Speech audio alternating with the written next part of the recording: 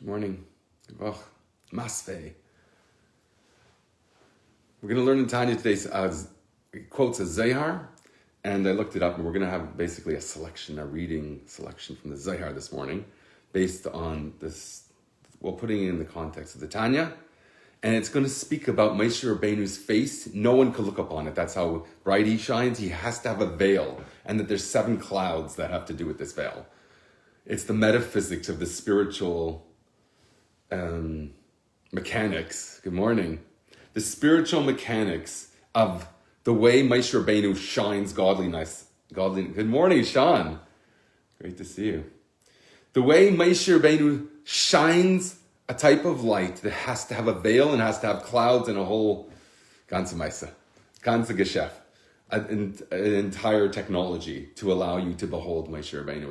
It's incredible. And the translation's much better than the way I would be able to hack it on the fly. So I found the translation, not always so easy to find, and I found it. So I want to read that to you and see if you think it's cool as I do. But I want to put that in context of Igeres HaKadosh, Siman Yud Zayin, which is today's Tanya, and it quotes this Zohar, so I thought it would be cool to look it up. It's speaking about there how as great as it is in the Garden of Eden, and as great it as a reward they experience there, and how they bask in the presence of God's radiance, that's only a very finite experience. That there's something that awaits us that is far greater than that. And that's called Tchias HaMesim. And that's the power of that, of resurrection of the dead. In other words, to get bodies that are handcrafted by God again, are totally reflective of immortality and true godly health. That's in the power of Tal Terah Mechayehu. The dew of Terah invigorates somebody. And it says, Ki tal eris talacha. Your dew is the dew of light. Isn't that a beautiful saying? And that's talking about the Terah, the Tal Terah. And it's going to be, this is beautiful. I have to read this there. I know I'm just jumping in. You don't know I didn't put it in context of why we're talking about this. But he's using this to compare you. What he's trying, the Alter Rebbe is telling you that as great as it is to have the reward in Gan Eden, there's something you could attain that's higher than that, that's associated with Olam Haba, the world of Tchias HaMesim, which Ramban and Chassidus follows, says that that's the ultimate in a physical body.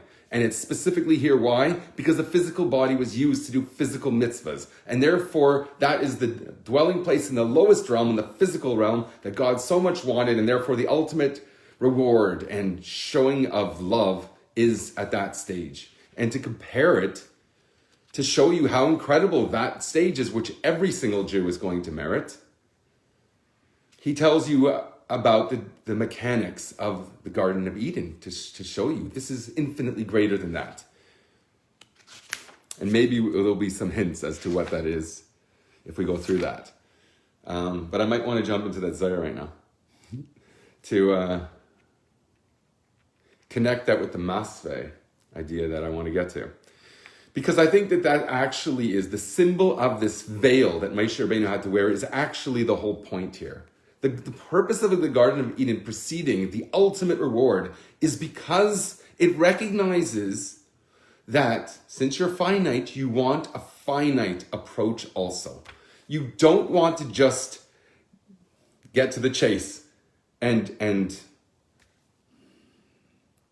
you want to feel like you contributed a bit. So the Garden of Eden represents whatever efforts you made, which is delving into Torah learning, typically it's associated with, though there is also a reward in Garden of Eden, Gan Eden, also because of physical mitzvahs, there is a reward there that corresponds to that too. But the main thing of mitzvahs is Tchias HaMesim. So let's just read a few words from the Tanya that leads up to this quote when he quotes the Zohar. He says it like this.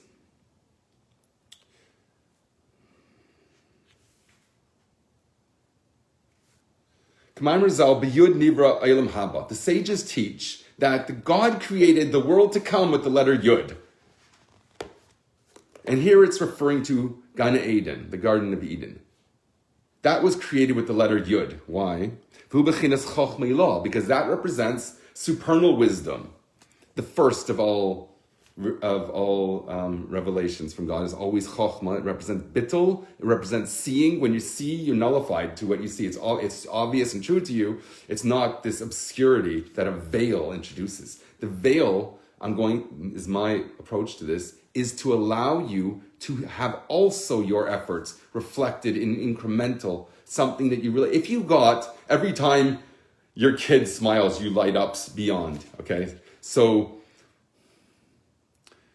the kid is just being the kid, right? He's not doing any special effort to entertain or amuse or even show how clever he is. He's just being himself. It's when so that's analogous perhaps to the world to come, where the reward is infinitely greater than any efforts you put in. So you're just being yourself and God's showing you the greatest joy. But there's there's a level that's associated with your own effort. And that's not depictive of the toddler. Okay? The toddler does not try. Maybe it's the nar. The youth. Which I think we had an age for 5 to 12. I can't remember. I came up with some age that it refers to. I wish I remembered that. Okay, so here we're saying that the world to come is created with the letter Yud. Why Yud? Because that's Chochmei Law. Hanikras Eden Ha'elyon, the supernal Eden. Was Chochma werd angerufen Eden Ha'elyon. Eden was is Hecher und is der Makker von Gan Eden. Okay, here we're talking about the world to come. Are we saying this is the Tches Mason where we're talking about Gan Eden? We'll have to see from the context. Here it's called Eden Ha'elyon, the place that gives the source for the Garden of Eden comes from Chochmah, which is Eden itself, not the garden. This aspect invests itself in all worlds. With wisdom you created everything. So there's an aspect of wisdom of God, the bittul, the re'iyah, the chokhmah, the abba. All those ideas have to go together. That permeates everything.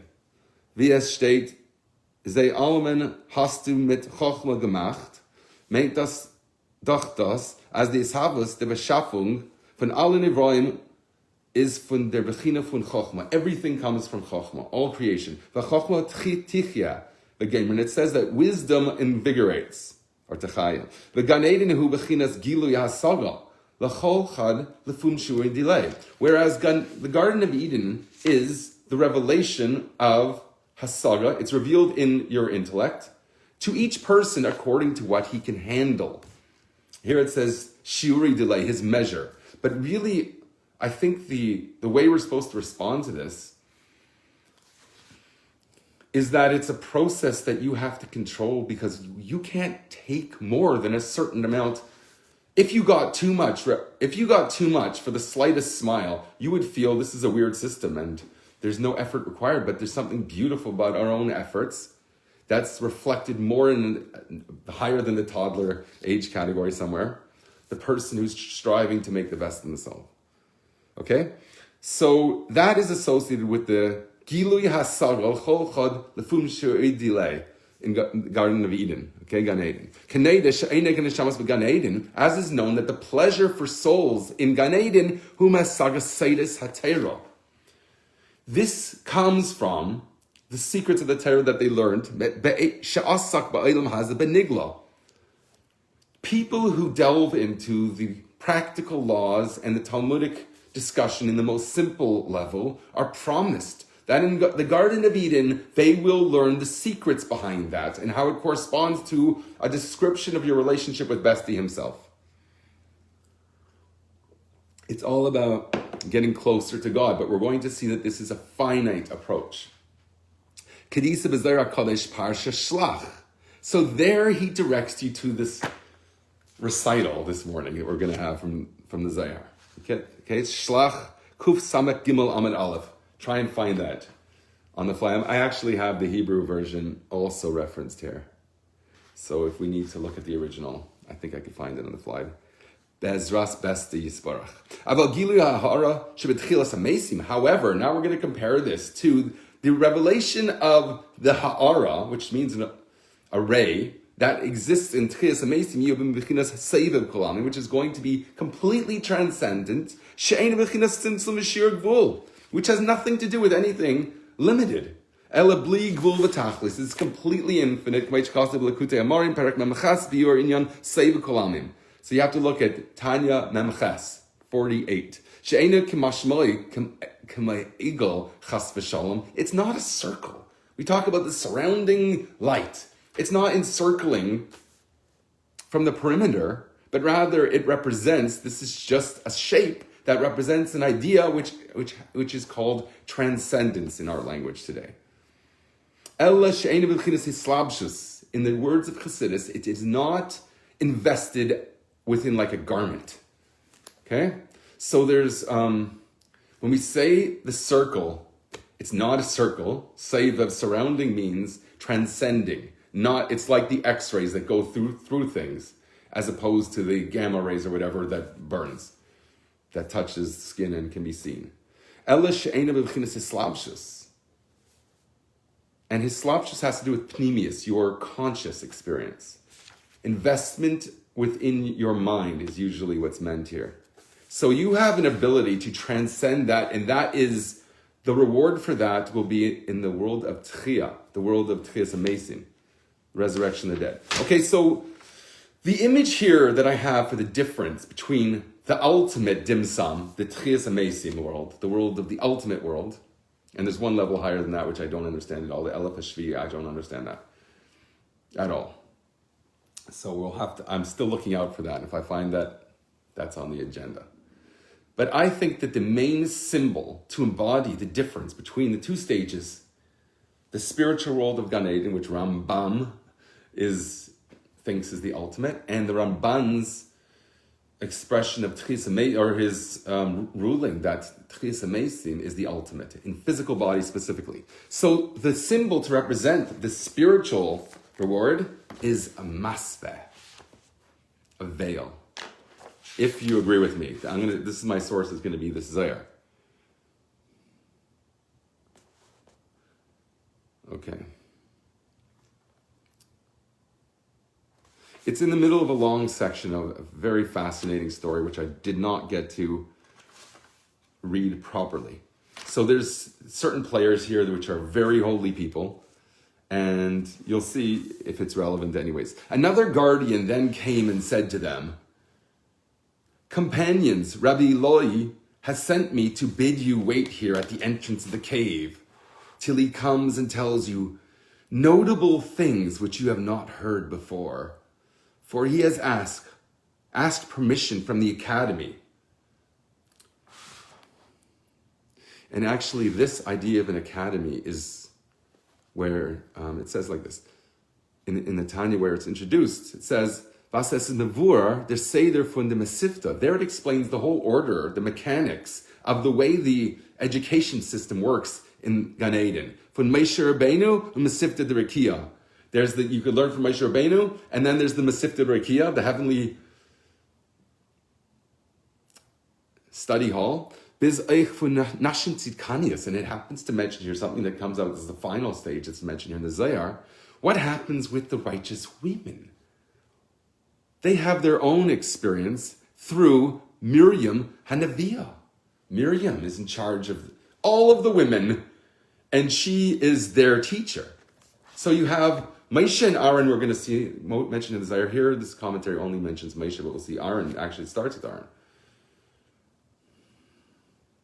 And it ends with Miriam. And okay, so that's where we're heading to. So that's the point here, to say that this whole Seder, this whole order, and the pecking order, even in the simplest sense of where you sit if you're in the Sanhedrin, is so particular. So I think that's what it's saying, that everything, although that there's the greatest of the great, it's all veiled into levels that pertain to shi'uri delay, what you can handle. I think that we limit ourselves. Sometimes that appears in the form of traumas. We limit ourselves, we protect ourselves, and we become fascinated by sometimes things that are unhealthy for us. And then it takes a good friend to tell them, why don't you focus more on this? I think that will be much better for you. And therefore we help each person that we can, and people help us when we draw them to us through our own integrity. We draw the most revealed divinity in the world is through your relationships, obviously. Obvious. That's very obvious to me. I hope you agree with me on that because I think it's so important. I'm going to just read some of these before I get back into the Zohar. Hello from France. We can recognize the power of love in the maximum. Yes, the power of love. Time to time, watching. Shavua Tov to you, Len. So, the Tanya is quoting the Zohar to tell you that there's a pecking order in the Garden of Eden. It's called an academy. So they went out and waited at the entrance of the cave, discussing with one another what they had seen and heard there. At last, Rabbi Loi came. So they were hanging out where they expected this Rabbi Loi to come, who's, I guess, a fantastic scholar and very advanced soul. Resplendent like the sun, it says about Rabbi Loi. They said to him, have you heard any new exposition? What's going on in whatever academy you're privy to, Rabbi Loi? Or maybe I think that they were physical people and they're having this spiritual experience. We'd have to look up the context to know exactly. They could all be hanging out in Gan Eden, I'm not sure. But anyways, they have a visitor, at least from Gan Eden. He says, have you heard any new expositions? And then he answers, Rabbi Loi answers, assuredly so, and permission has been granted to me to tell you. So they gathered together at the mouth of the cave and sat down. This is like a really good canoe trip story or camp story. We used to tell, for some reason you have to tell, what do they call them? Horror stories. He said to them, happy are you to have been shown by your master the like of the other world. Are you not afraid? Isn't this a beautiful translation? So far I feel comfortable with it. I don't have to go to the original. I trust this so far. And I haven't found almost any problems, except there's a lot, too many cutout pieces. And I get it. They said, assuredly, we can no longer feel like other human beings, being so amazed at all we have seen in this mountain. So the mountain becomes the embodiment of teachers that are great. He said to them, do you see those rocks? They are the heads of the academies of this people in the wilderness. And they enjoy new privileges, which because I saw this video of, you don't have white privilege anymore. You can't tell me what to do. I don't care if you're an authority in this plane, that all the lives of the plane are dependent upon the normal seder, the operations of the mechanics of the plane. They could land it somewhere if they get fearful, and I think that's the correct thing to do. Don't you? Someone's freaking out in your plane, just land. And then deal with that. Meshigas. On a plane, there has to be, of course, the best behavior, and you can't get political on a plane. Don't be crazy. And take your pulpit somewhere else. It's almost analogous to a terrorist to make it a scene on a plane, God forbid. So here, there's such an order and respect. So those are called rocks, the heads of the academy, of this people in the wilderness, and they enjoy now privileges, which they did not enjoy when they were alive. So people in this world who are neglected, you're not going to actually lose out. In fact, that's the merit that allows you to enjoy true privileges, not some fancy of privileges, kissing boots and getting up when the hostess, what are they called? The stewardesses tell you to sit down because we're landing or something important like that, or there's turbulence that's going to knock your socks off. On new moons and Sabbaths and festivals, these heads of academies, which are called rocks, remember he said, look to the mountains and say, the rocks of that, they are called the heads of the academy. And on special occasions, on Rosh Chodesh and Shabbos and Yomim Tovim, festivals, these heads of academies gathered to the rock of Arain These rocks, they represent teachers. And Aaron is one of 3 noteworthy siblings. The priest, Aaron the priest, and throng round him and enter into his academy. So he's a rock at the head of an academy. And there they are renewed with the purity of the holy dew, D-E-W. We're talking about Tal Torah, the dew of Torah before. And here it's a different aspect of it because it's not associated here with Chis Mesim. It's sort of associated with the world to come. Gan Eden, which descends upon his head. Okay, the purity of the holy dew, which descends upon his head, which is talking about Aaron, the high priest, the Kohen Gadol, and the oil of anointment. He was anointed as the high priest, which flows upon him, and along with him, they are all renewed. So all, I guess, his disciples that are attendants at his academy, they're all renewed in virtue of this flow of oil upon his head with the rejuvenation of the beloved of the Holy King. So the Holy King, Besti himself, enlivens through Aaron and through the people in the academy, through this Tal Torah Mechayehu, this living dew of the life of Torah, invigorating them. And he sustains the whole academy secretly. There's some veil here, isn't there? The note here oddly says, the text seems here to be imperfect, ... flashing like eagle's wings in the academy of light. So God is sustaining secretly everybody through a strobe light in this holy academy. Wow. What are they doing there? That's awesome. And this is the academy of Moshiach, of Moses, it says here. The academy. So,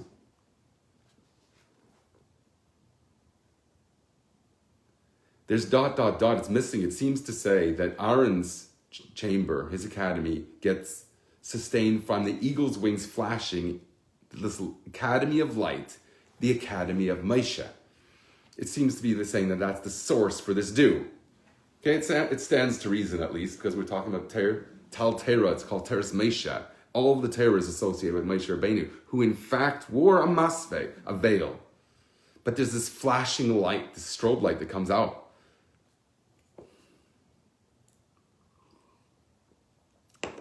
All stand without, and no one enters save Aaron alone.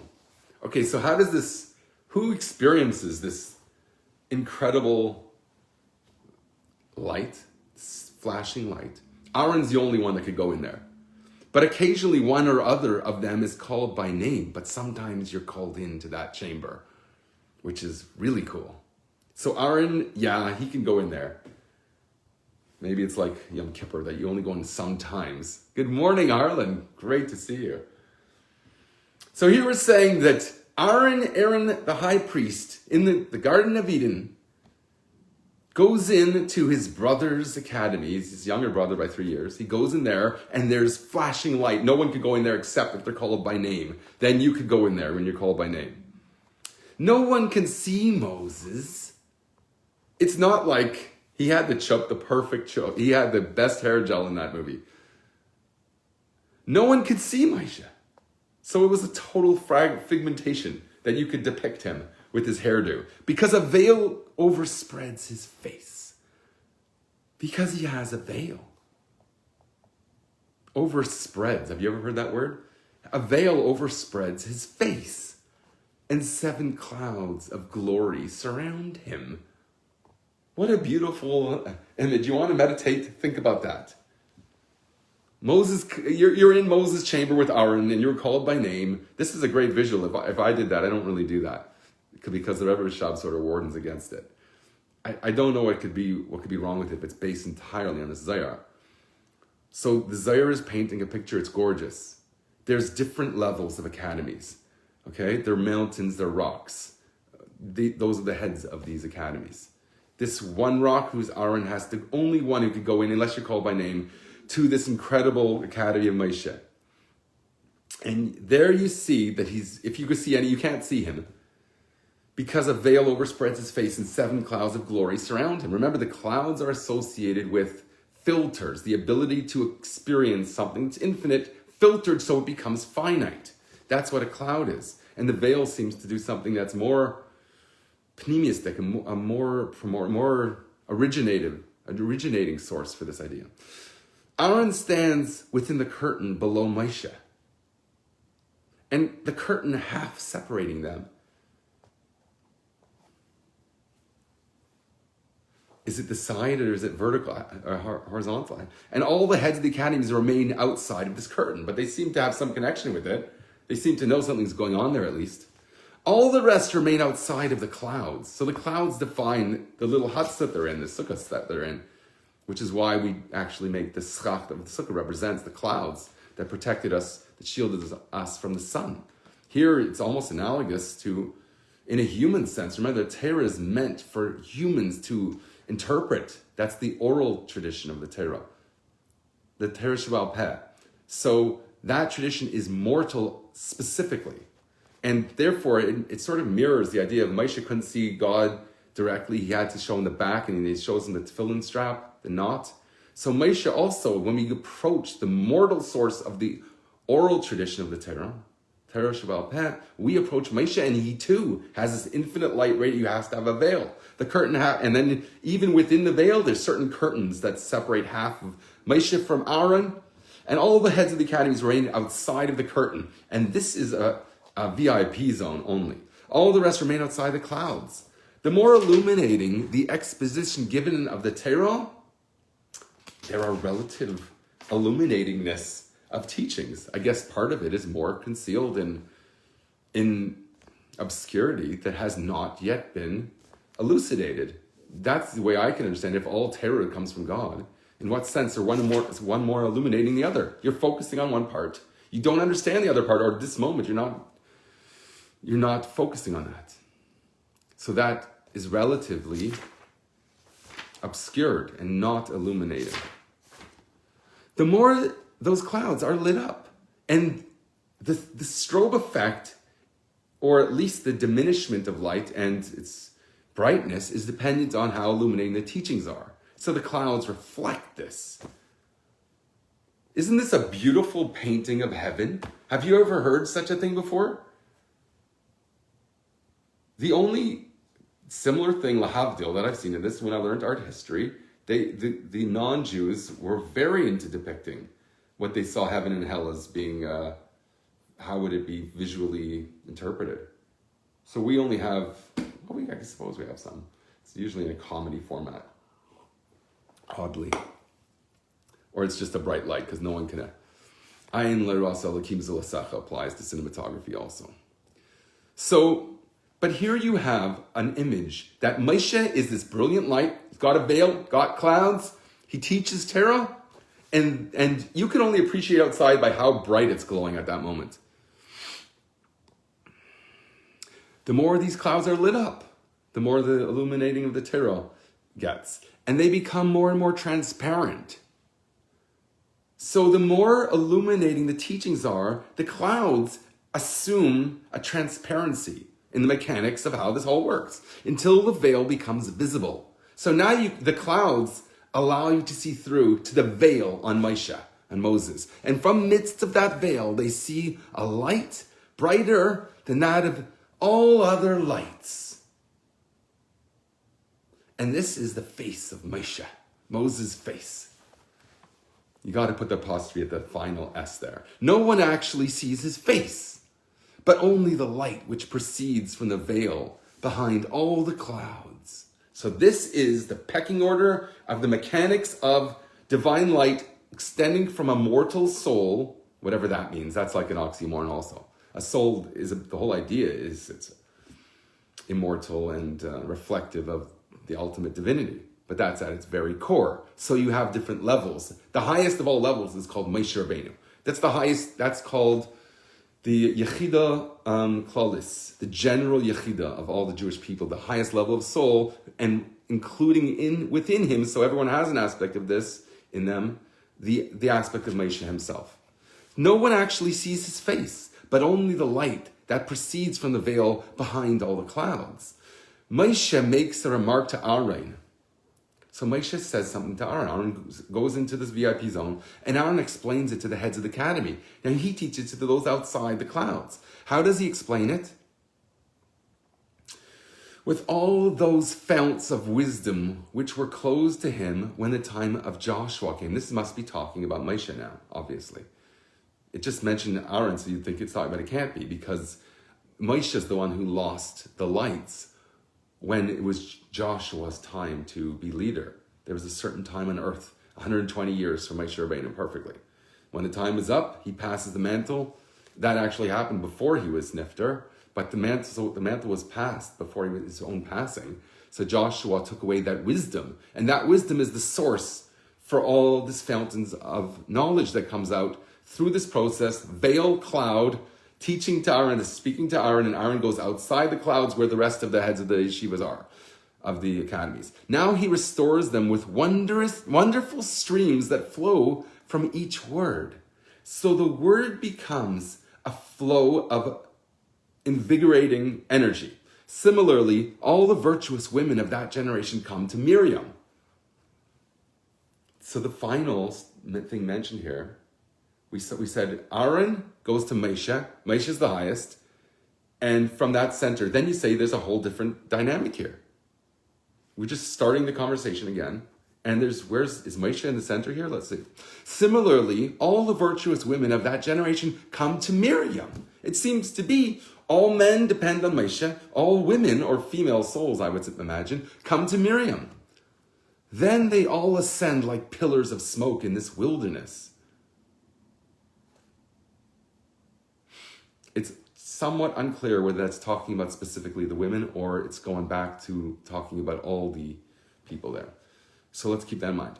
Then they all ascend like pillars of smoke in this wilderness. That day, oh no, it's talking about the women still, you'll see. That day is called the day of the marriage celebration. So what's that day?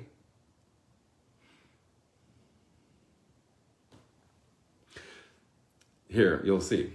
The women on the eves of Sabbaths and festivals all come to Miriam to gain knowledge of the sovereign of the universe. Da'as, to have knowledge, is the ability to connect, to make it relevant, Besti himself. So they go to Miriam on special days to have what's called a marriage celebration of them with Besti, Anil Deidi, which reminds me of something I heard this Shabbos, which really bothered me. Okay, someone's interpretation, and when it was introduced to me, this teaching, it was said that it was from the Misnagdim. Okay, and this person is not so, didn't mean that insultingly at all, just saying the source, just as you would tell the source like as a Rashi and something. It was the Misnagdish source, or that's where it was heard on a Pirkei Avos class. But it got to speaking about the acronym for the month of Elul that we're now completing as we approach Rosh Hashanah, the first day of Tishrei. So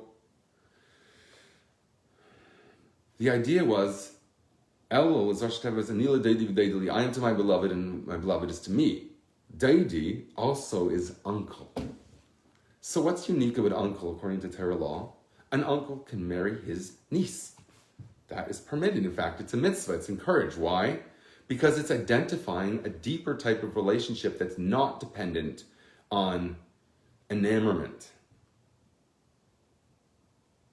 Enamorment usually is associated with a marriage relationship. You have achaysi kala, but you have biti. There's different levels of God's relationship to you. One is as if biti, like Mordechai to Esther. Esther had to go out into the Achashverosh's palace. What was he called? Xerxes in English. Xerxes' palace.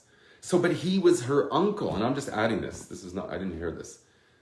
So that was a type of relationship that transcended living together. Fascinatingly.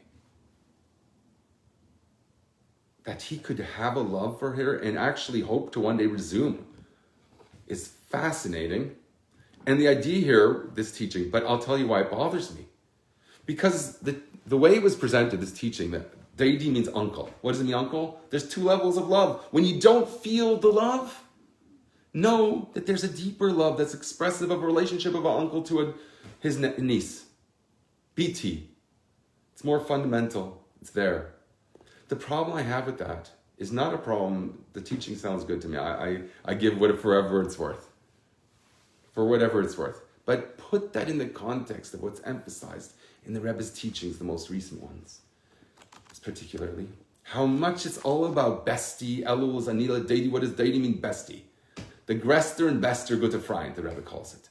That's the way that's expressive. The whole idea is that you recognize Hashem is Kale, the Yarlanu, that it's an illumination to you, to us. That is what Kale is all about, God's name, Aleph Lamed, which represents how you see that God reveals his love to you. So to focus on Elul as it's the fallback position, I think is completely missing the point of Elul. The king is said to be in the field smiling at you. It's the exact opposite. And the Rebbe puts in the same breath of Kinari Soveaveu. I love him because he's a nar. I love the Jewish people because they have this unique character, and I just love that. It makes me smile. They don't have to be related to me. It says there specifically. It's the amusement a child arouses in a king. Even if they're not related, he can make him smile just by being cute. Makes the king smile. It's specifically not one that has to be dependent on a relationship. So it's exact opposite of that. Deity means uncle. I've never seen a source for that. And I want to look it up if I could find it. If someone beats me to the punch, I appreciate that as a gift. So I didn't like that teaching because it seems to be against the Rebbe's emphasis. So yes, it could be true, but you have to put that in context and simply comparing the way it was, the old school way of saying life basically is miserable. There's no chance of actually experiencing heaven on earth, and therefore we have to suffer a little bit longer until God finally waves the magic wand. And I'm saying, no, that's very old school and totally not what the Rebbe meant. The Rebbe says, you be you as much as you possibly can, and I'm going to make you king of your Dalit Amis. It doesn't have to be much, but you will be king of that, and it will influence everybody else around you to want to be kings of their realms also, to be someone who gives. A king gives. Everyone will be inspired to do that because it's going to become cool. We've had enough of the Cardi B's interviewing the presidential candidates, and that is a disaster. Is that the It's like a complete and utter joke. A total, what's the word, a lampoon of itself. You don't have to write an autobiography, this lampoon that's happening. There's nothing to parody. You cannot make a cartoon, just take a picture. And you cannot believe your eyes what's happening in the world. More wealth that has ever existed in history is now at the fingertips of two puppets. Or not, one's not a puppet, one's the opposite. The opposite of a puppet. You have a dictator versus a puppet. What's the difference? They both want to control. Find out what people are meant to contribute to society, incentivize that. Make people feel ingratiated. If people are good at music, I think that's important. Give government grants for that. If people want to use those grants towards gangster lifestyle and burning flags, I would say, why would I allow my child to spit on me at my table? You have to show the person the door, and you could wait outside the clouds for a little bit. But what I would put outside the clouds, Madai Matsun Ka'afar, just guaranteed income, guaranteed medical grade narcotics for everybody, just so you don't fight. Make everyone hippies, much better world. And the people that should rise to the top, hopefully, and this won't happen without a fight, but I'm saying that the best people should actually assume this socialist, God forbid, totem pole. I say socialist because if I was the dictator of the socialist world, it would be a good world. So the actual model I don't find it unappealing anymore. I just say, put something good in the throne. When you're going to put the gangster on the throne, you'll have a gangster state. But the idea behind it, that people should have some kind of guaranteed recognition that their suffering is important, and you shouldn't want them to suffer at their expense. You should increase your wealth. That capitalist ideal, I'm finding disgusting these days. If someone could put in, my son would argue with me till the core, and he would give very good arguments, saying that and I agree with this, There's a trickle down is real. My friend Rabbi Feldman, he works with me. He says there is no trickle down. It's a complete fabrication. But let's assume that that's true. That increases all people's. If you put people higher up, it actually the trickle down affects the lower realm should. But then you're seeing the polarization. I don't think the polarization. I agree there is a polarization that happens as the wealthy get wealthier. However, I think that they're still higher than you would be if you equalized it all out and everyone gets the same exact shares. You need to direct resources to people that can use them to generate more wealth. That is true, but they abuse it. So it's an inherent problem. But if you had actually a good person, you could incentivize that. You could reward people for their greater contribution. It doesn't have to be the bullyingness of capitalism sentiment in a system that you create that's trying to recognize everyone's inherent value, and that there's got to be other ways to seek greatness for yourself at the expense of others and to exploit people. Like the idea of sweatshops in China is so disgusting that I don't have the time to get into which shoes to buy and all that. When I hear things, I try and be sensitive. I don't want to buy Tommy Hill, whatever his name is, because apparently he's like Hugo Boss was. They designed the SS's troops. They had to be very cool. Yes, and yeah, take that idea from Moloch and flip it over and give the rabbis the proper duds to wear to make them have more impact on other people besides their ancient flocks that follow them. You have to reach out to everybody. Be cognizant, at least. That's at least true. And it's not such, you don't have to become fascinated with it and make it into idolatry, God forbid. So that was the aside. The aside was, Deity, not uncle. Show me the source. I think that sounds like a drush that someone made up, and it has some truth in a very quantified way. When it's in Haster Panabiyamahu and Esther's has to go into the Achashverosh's thing, and you say that love is not, you know what, love sucks. Basically, the way I was told was, marriage sucks, okay? And you have to recognize that deity, when you talk about, even we're talking about a relationship with God, you have to recognize this is an uncle aspect too. It's not a revealed love. You can't express the love. It's not.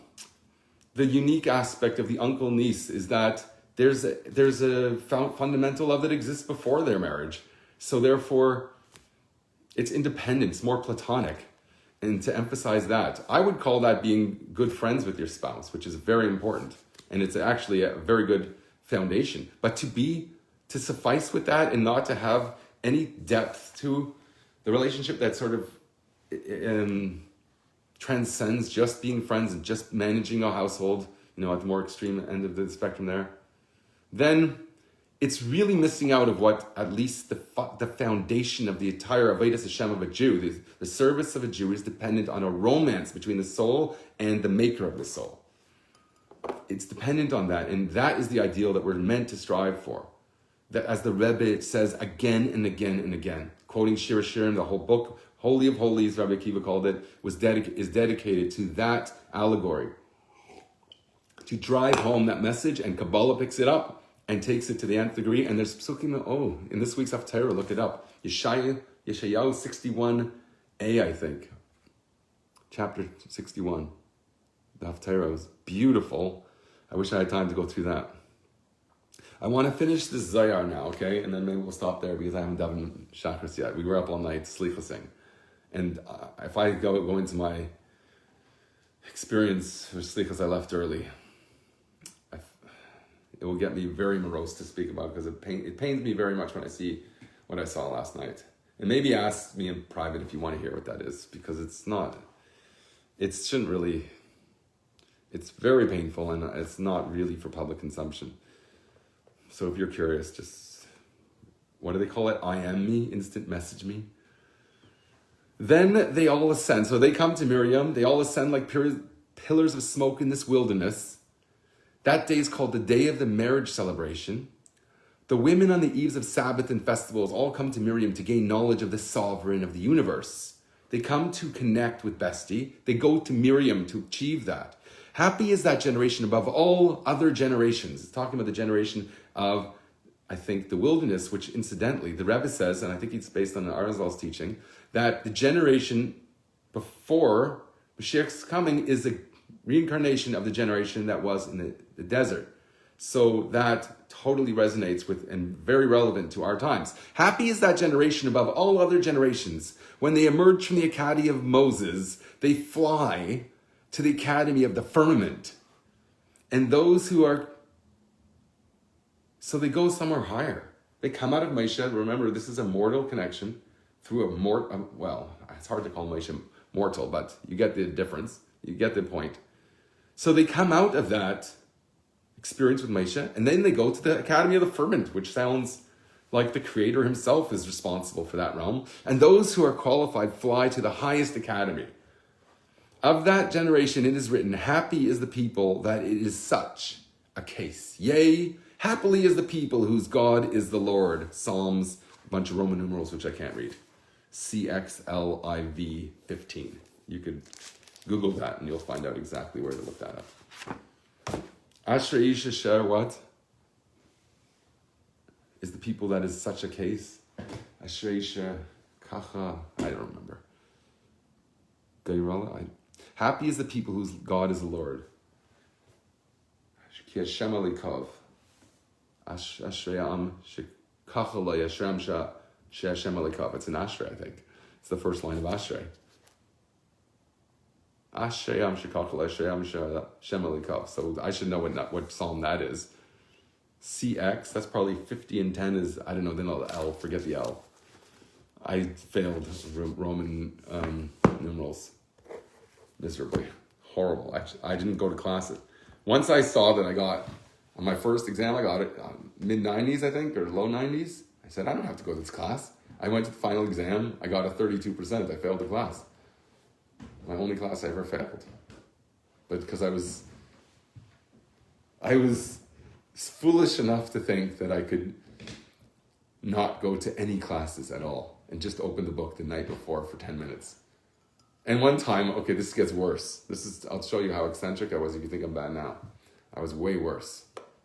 I remember one time before an exam, I didn't have time. I didn't understand the stuff. I just didn't take the time to get sink my teeth into it to really understand it properly. So I thought I'd meditate before and, the chokhmah, the whole thing. And I depended on that. And I didn't get a very good mark. I got like 60%.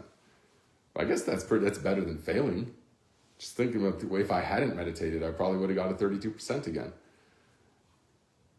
This was on, I think it was actually on theory of music or something like that, or the history of music. That was a disaster. Ugh. Or maybe it was something else. I think it was that. Okay, anyways. Well, I'm just, Nicole, good to see you. I'm just about to head off. But I'd love you to rewind. I think this was a very exuberant class. Definitely exuberant. Happy birthday to David Ben-Stritt, my friends. Celebrated his 50th birthday anniversary, I suppose you call it. Which is really awesome because 50 is a very big number. If you reach 50, it means God didn't banish you. Which is a good thing. It's a good thing not to be banished. You didn't do anything horrible that deserves at least, and then reveal, okay, it explains in Tanya, what about those people that did deserve, God forbid, to be banished and they live past 50 or 60? It's two different levels. That's just explained because, thank you. We live in a time of a veil. There's a masveh. Before Moshiach comes and the veil is lifted and everything, we're called Basar Yakta. We're all going to see together. All flesh will behold that God is speaking. But until then, things can be a bit wonky. So this is considered an upside down world, which was the title.